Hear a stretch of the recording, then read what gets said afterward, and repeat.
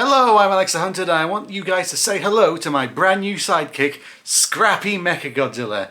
He's a brand new character to help boost views, get us new storyline and jokes to make us more kid-friendly and reach a wider audience. He's going to be here in every video from now on, giving us fun little jokes and being an all-round cute little fun guy. I can't wait for you guys to see him from every video from now on. We're talking about Son of Godzilla, if you haven't figured out by now. Roll the title card.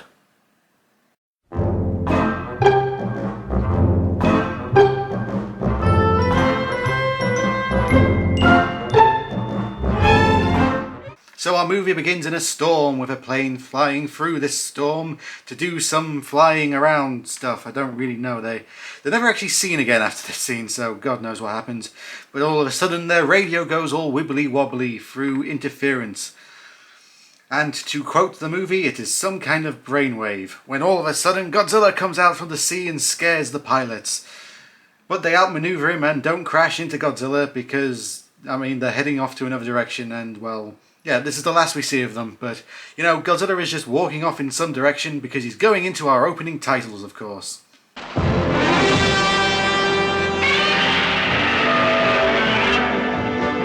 So this was quite a build-up. What music are they going to use for this opening credits after such a, brilliant opening?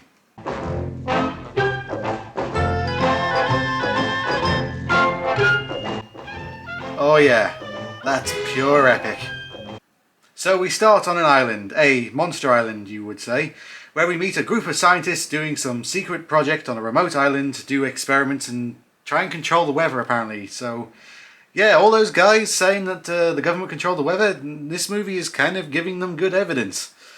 Really, if this wasn't a Godzilla movie, this would probably be the plot of a James Bond villain. So we meet the head of the project, Toshino Kazumi. He and his team have been on this island for what it seems like an eternity, and morale is at an all-time low. He's busy checking on everything to do the first test of their not government weather controlling system. And it will all be ready to go in a few days.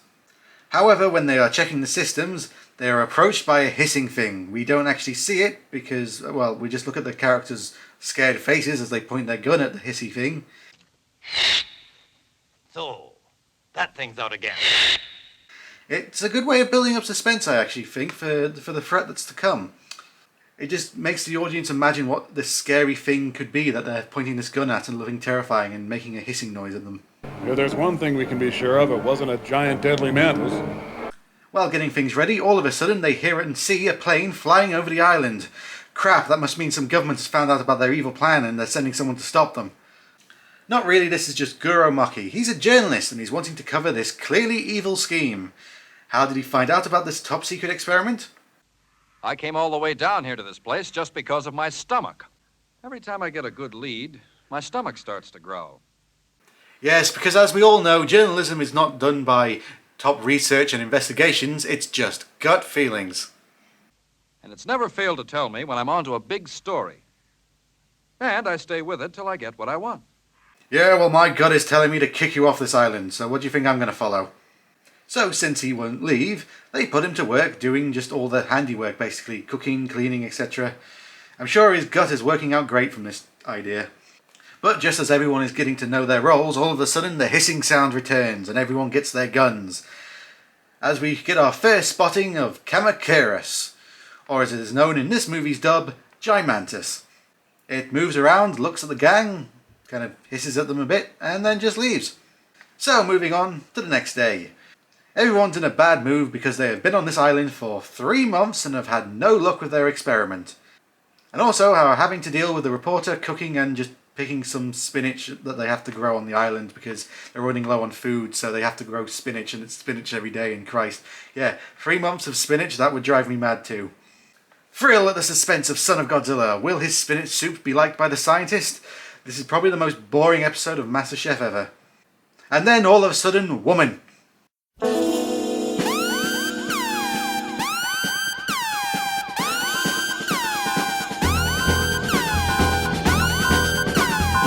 Yes, Maki sees a woman going for a swim. Thank God it's him seeing her and not the others because, they've been on this island for 3 months with only men. Not that there's anything wrong with them experimenting, but, 3 months. So that night, things are looking good for the science team to do their science thing, and they spend 3 months getting ready for it. However, the reporter guy is annoying them, telling them that he saw a woman. And I think he's probably annoying them because he's mostly giving them hope about a woman being on this island. You know, a group of scientists on an island alone for 3 months, surrounded by giant deadly mantises. Yeah, being told that there's a woman potentially on this island, that's just kind of plain evil. So what is a scientist's clearly not evil scheme? Well, they want to make a weather controlling device that will lower the temperature and make it rain over desert islands and stuff like that. Christ almighty, Alex Jones will be over this shit. There's these scientists in Japan making weather machines and they're making giant monsters with them. What a bad time to be called Alex at this moment. Oh wait, damn. But yes, this experiment is to basically control the weather to make it easier to grow crops, apparently, and it's totally not an evil superweapon. So the next day, everything is a go, with the team doing sciencey things and pushing buttons and reading graphs and writing stuff down on paper. And their screens go, ooh, things, all that stuff. Wow, that sure is some sciencey stuff. And Mackie is also there as he runs off to try and find and warn the woman about the oncoming experiment. The others tell him to come back because if things go wrong, well, it's all going to go and get a bit really fucky. So launching their balloon full of sciencey things to do sciencey stuff, all of a sudden their radio goes all wibbly just like on the plane.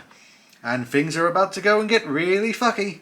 So with the science failing thanks to science, the weather goes completely insane, becoming a radioactive storm with boiling radioactive rain and extreme heat. Suddenly, Solgel Island became the center of a radioactive storm, and an unbelievable heat wave settled over the area. The storm raged on without let-up, and hot, heavy rains deluged the island. And so everyone is dead. Wow, this movie was really, really short. I mean, Godzilla was only in the starting scene. And what the hell was this Son of Godzilla all about? Oh well. 4 days later, the outside temperature became bearable again. Oh, god damn it. So, somehow they survived. Because apparently they just had aircon in their huts. That really doesn't explain how they survived the radioactive superheated rain, just because they had aircon. That doesn't work. With their equipment all boiled, the boss doesn't give up and decides that they should check everything and they should still work on making their evil scheme, I mean scientific project, come to life. So they could be here for another 6 months, which I'm sure just filled their hearts with joy. We could be here another 3 months. So as Professor Scientist and Mackie go on for a walk just to have a look at the equipment, they hear the giant mantises again. I mean the Kamacuruses, oh well. However, those 4 days of radioactive rain have given them a bit of a growth spurt, and boy are they hungry.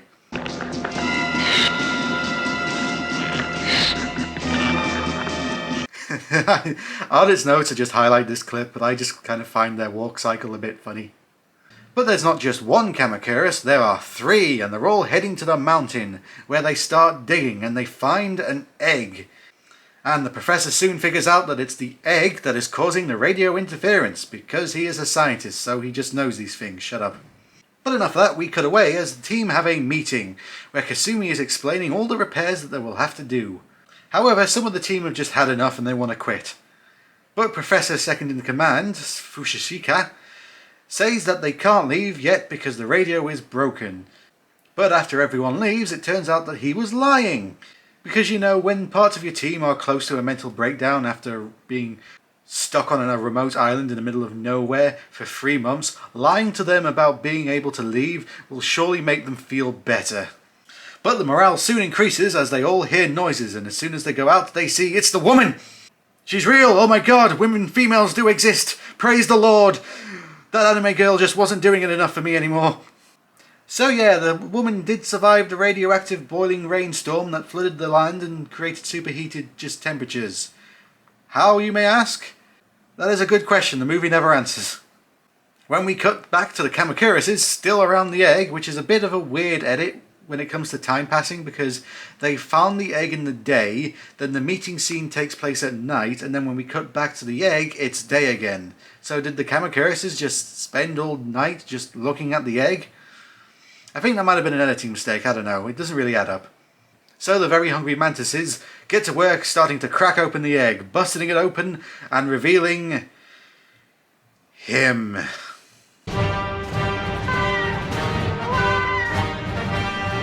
And here we have one of the most divisive kaijus in the entire fandom, the son of Godzilla, Minilla. Although they don't actually call him that ever at all in the movie, he's just known as the baby Godzilla.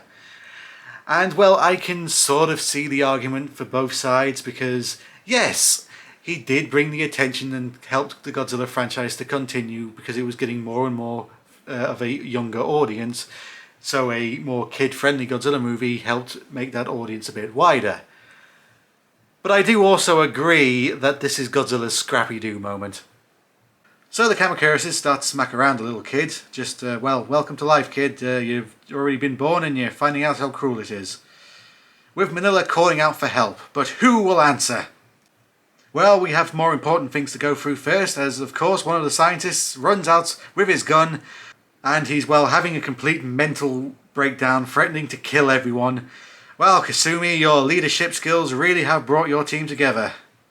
As the poor man just runs off into the sea, probably thinking to try and swim back or something. Guess who shows up? The Big Daddy G himself. Oh, for Mothra's sake, did I just become a dad? So Godzilla makes it to land to save his son from being eaten by giant deadly mantises. But first he has something more important to do. Smashing up the scientist's base. Just gotta get that out of his system before he's stuck looking after a kid. While that's going on, the Kamakurases sadly still haven't eaten Minilla, and it looks like they won't be getting a chance to as Godzilla arrives to save him, which is just such a shame. We nearly had newborn murder. But the Kamakurases attack Godzilla for trying to steal their meal. And it goes about as well as you would expect. Godzilla just showing no mercy and just beating the absolute shit out of these giant mantises, till they are literally falling apart. And even setting some of them on fire. I wonder how that tastes. But it tastes better than that spinach.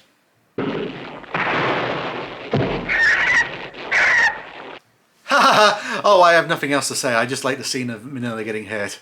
Let's just watch it a few more times, shall we?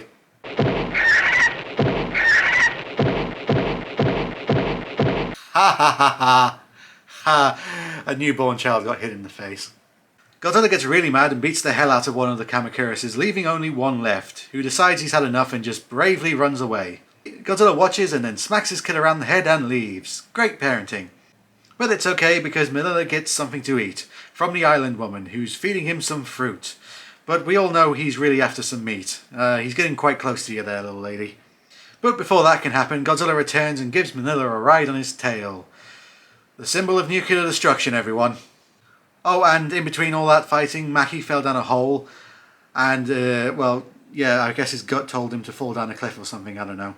But it just so happens to be the woman's home. She lives in this cave. Okay, that's nice, we know where she lives. Still doesn't explain how she survived the monsoon of boiling radioactive superheated water and just super temperatures for 4 days. Really doesn't it still explain that? Like, you see what we see on screen, like, how does she survive that? Please tell me, movie, I really would like to know. So the two meet up and start to become friends, and then Maki takes the woman, who is called Reiko, by the way, back to the scientists and their destroyed base. Really not sure if that's a good idea, because as I have stressed, these group have been on an island alone for 3 months, and this is likely the first woman they have seen in those 3 months. Not the best idea. But before anything not for children happens, the Kamakura shows up and attacks the group. Well, not really, he just sort of stands there while the scientists shoot at him. He just stands there, barely doing anything, and then he just leaves. Quite the thrill scene there, Kamakuras, just standing there menacingly. He's just standing there, menacingly! What's next? Oh, joy! So Minilla has done some growing up, enough so that they can have a suit actor. And he's playing around while his dad is just sleeping. Yeah, I know some dads who do that. Well, right until their kid punches them in the balls. Well, in this case, it's Minilla just standing on his tail. Same thing, I guess, for Godzilla. But after Godzilla basically just tells him to fuck off, Minilla runs into some humans. And they really do enjoy feeding Minilla tiny fruit. When he really does want some meat, and there are 2 of you. Godzilla comes back to tell his son to stay away from humans because they're nothing but trouble, only for Minilla to have a little tantrum and Godzilla just not wanting to deal with this right now and just drags the kid off by his tail. You know, even from the last Godzilla movie, Ever a Horror from the Deep, this is a real jump to a more kid-friendly movie. It is so drastic. I mean, the last movie, it was dealing with terrorists, and then bang, Godzilla versus single parenting. So the gang move into Reiko's cave-hole home and bring their equipment that isn't smashed to bits. And they really want to continue this important experiment that clearly isn't evil, because they would have, if it wasn't evil, they wouldn't have given up by now. But you know, they have a few setbacks, but they think everything will be back okay now. I mean, what could possibly go wrong? So everyone suddenly gets sick and are all very ill. My god, this group can't catch a break. But it's okay because Reiko knows a cure. However, it does mean going past the home of the evil Kumonga. I mean Spiger. He's sleeping. Which also raises the question, did Spiger mutate from the radioactive storm, or was he always kaiju-sized? All these questions and more will not be answered by the end of this movie. So the cure is some Ribena, I mean red water, that just so happens to be where Godzilla and Minilla are hanging out. As Godzilla is teaching his son how to do atomic breath, by stepping on his tail and forcing him to breathe it out. You know, I always thought that Godzilla's atomic breath was a product of him being struck by the atomic bomb, but I guess this movie kind of confirms that it's just a natural thing that the Godzilla species can do. That, or Minilla got the ability from the radioactive monsoon that happened 4 days ago. I don't know. It's one of those theories, I guess. How did Minilla get his atomic breath? Or is it just a thing that all the species can do? Kaiju biology is a real scientific field and I won't hear any naysayers. So yeah, our two heroes get the Ribena, which Godzilla and Minilla just blasted radiation into, so it's pretty much very contaminated at this point, I guess. But they give it to the group anyway, and they all feel fine. Truly, this was a great subplot and not just padding out for time. So the next day, Reiko is out shopping for herbs, when all of a sudden she runs into a Kamacuras. And he sure is hungry, and gives chase to Reiko. She looks like a goner, but who on earth is going to save her? Who, I tell you? Who? Oh well, never mind, we'll make sure it's a closed casket. So begins the epic fight between Minilla and Kamacuras. I do kind of love how Kamacuras just looks at Minilla like he's going, seriously, you really want to do this? But then Kamacuras gets burned by Minilla's rings of doom and attacks the kid, smacking him around, sending some rocks tumbling, which just so happens to be right where Kumonga is sleeping, and it just so happens to wake him up. But that's not the most exciting thing going on, as Minilla is busy failing to squash a bug. But it's okay because Godzilla shows up and saves his kid, again, as Kamacuras makes a tactical retreat. And as our heroes watch, all of a sudden Kumonga is there, and he's looking for something to eat. Godzilla and Minilla have just apparently disappeared off the face of the earth because they were right there a few seconds ago and they just are never brought up in this scene. And so begins what is, in my opinion, one of the scariest scenes in the Godzilla franchise, at least for kids, who this movie was aimed for, because Kumonga trying to get our heroes by webbing them up and trying to eat them, with his especially hairy leg trying to get at them, is kind of scary in a way. I imagine being a kid watching this for the first time, this would have probably really scared some kids. But the couple do escape with the power of a lighter, to cut away the webs and just climb away. They run back to the Professor and they just, he seems to be working on his nice scientific project and, they don't have anything urgent to tell him about, like, a giant spider coming towards them and trying to kill them. They just forgot to mention that part. I have to give props to the puppetry work in this movie for both Kamacuras and Kumonga, especially Kumonga. The puppetry work is just really nice. You really get the sense that this is a giant spider. It really does work. I really like it. But anyway, they get back to the cave and, there's nothing much really to worry about. Just continue about on your work. Oh, yeah, there's a giant spider webbing up the cave and is trying to kill them all. They need a plan to escape. So the Professor has an idea. Just use the experiment again and freeze the island and all the kaiju on it. But first they need to get Kumonga away and Godzilla is too busy doing what he does best, sleeping. So who will save them? Oh my god, this is going to be an island full of corpses. So yes, Minilla runs into Kumonga and he wants to have a good meal, so he starts to web up Minilla to have a nice packed lunch. Minilla tries to escape using some of his atomic breath, but that doesn't work. Minilla really does look doomed. But it's okay because his savior arrives. Kamacuras. Yeah, Kamacuras just sees what's going on and immediately tries to leave, only for Kumonga to web up Kamacuras. You know, poor Kamacuras, he only wanted something to eat, but now he's going to get killed. Kumonga spikes him to death with, I'm guessing, a poison injection or something. It just kills Kamacuras. Anyway, that's him out of the movie. So while Minilla is busy fearing for his life, the gang are starting to do their experiments and doing all the sciencey things again. They need to do science and things and, oh, look at all this stuff and there's science and stuff. And just as Minilla is about to be eaten, their chemical bomb explodes again, filling the air and waking up Daddy Goji. And this time things are starting to go well. Professor, the temperature's going down. 10 degrees. It's going down fast.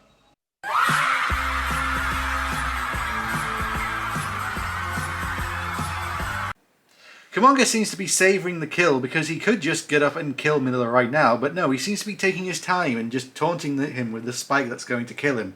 Which you could kill him now, you know, you really could kill Minilla. Kill him now, you know, please, kill him now, please.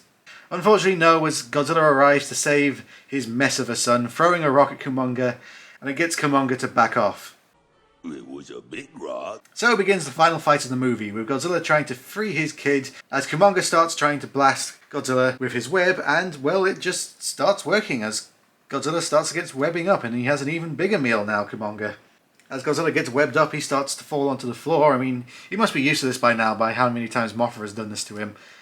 And our scientist thing is actually working, as the weather bomb actually works, and the temperature starts to drop rapidly, and it starts to snow. Well, at least I hope it's snow, because if that's not snow, it's something else. This was the 70s, so for all we know, that could be asbestos. Oh dear. Or it could be some other white powder. This could be a very high ending. I can see all the colours, man. Meanwhile, Godzilla has been brought down by Kumonga, and there's only one kaiju who can save him. And it's Minilla. So Godzilla dies in the end. No, actually Minilla is useful, and he uses his atomic breath to stop the webbing, so Godzilla has enough time to escape and blast Kumonga with some good old atomic breath. And it appears to have killed Kumonga. Well, at least it looks that way, as Godzilla takes a look, and we get this really weird edited scene.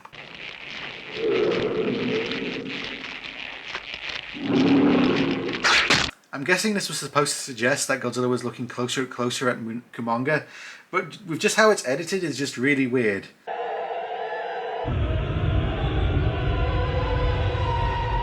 So yeah, Godzilla gets his eye poked out by Kumonga just as the snow starts to fall, and the gang make their way to the shore and watch over the environmental disaster that they have caused. The fight continues with Godzilla struggling to see Kumonga now that one of his eyes are out. And while this isn't one of the best fights in the Godzilla franchise, mainly because Kumonga is a puppet and there's not much they can really do with a puppet, and because they're, you know, worried about it being all tangled up or damaged, the puppet strings or anything like that, you know. It's not bad. It's a nice close quarter fight, but obviously limited by it being a puppet. It's not a bad one, but it's not a great one either. So the fight ends with Kumonga trying to play dead again, but Godzilla doesn't fall for this a second time, as he and Minilla bond over a good old father-son atomic breathing as they roast the spider to death. Yay! So the gang are on their boat, having escaped the freezing death. However, it seems like Godzilla and Minilla aren't so lucky. As Minilla struggles in the snow, Godzilla just seems to, well, just leave him to die or something. This would be upsetting if Minilla wasn't Scrappy-Doo. But truth be told, this is actually a quite heartwarming and sad scene, when Godzilla comes back to comfort his son and keep him warm, I guess, so that they can survive this environmental freezing and this just disaster that these humans have caused. As our heroes say that these two will hibernate and wait for the snow to melt, and then they'll just have a place to live, which will basically become Monster Island. I mean, it's not officially stated that this is Monster Island, but in my canon this is Monster Island. This is where all the other kaijus come and live later on. But I will say, the way that this scene plays out, it does feel like these two are about to die, like we are watching them freeze to death, as our heroes get rescued by a submarine. And our movie ends with a nice humbling shot of a father and son freezing to death. Happy ending, kids!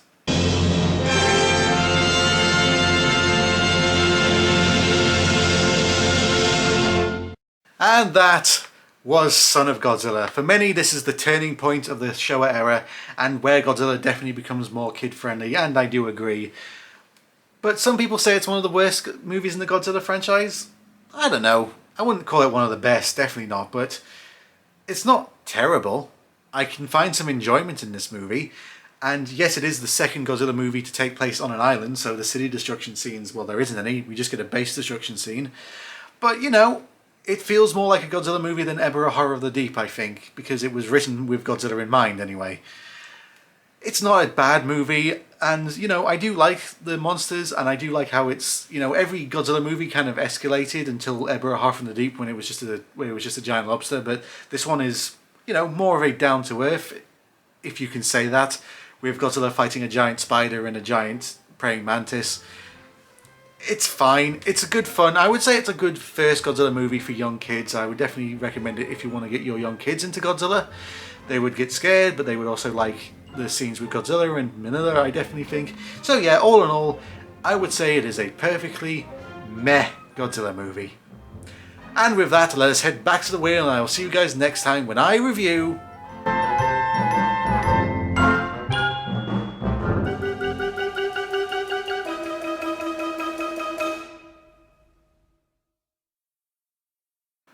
Godzilla, King of the Monsters, the 2019 one. I'll see you guys then. I know a few of you have been looking forward to this one.